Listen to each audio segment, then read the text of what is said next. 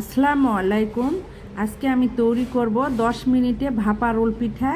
তৈরি করতে কি কি উপকরণ লাগবে এবং কিভাবে তৈরি করব চলেন দেখাই। এখানে একটা ফ্রাইপ্যান নিয়েছি, 1.5 কাপের মতো নারকেল, 1 কাপের মতো খেজুর গুড় আর সামান্য পানি দিয়ে পিঠার পুরটা তৈরি করে নিব।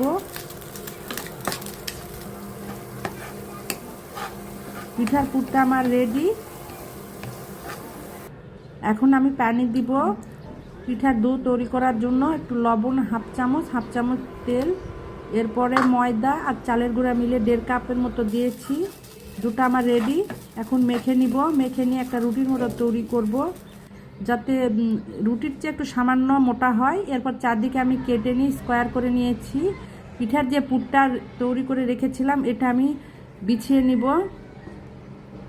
এরপরে রোল করে নিতে হবে। এখন আমি রাইস কুকারে পানি দিয়েছি পিঠাটা ভাপিয়ে নেওয়ার জন্য। এখানে একটু তেল মেখে নিব যাতে পিঠাটা লেগে না যায়।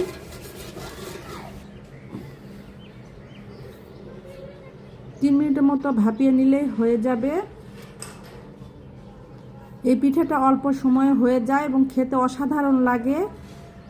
এরপরে আমি চাকু দিয়ে সুন্দর করে কেটে নিব। পিঠা আমার কেমন হয়েছে কমেন্টে জানাবেন।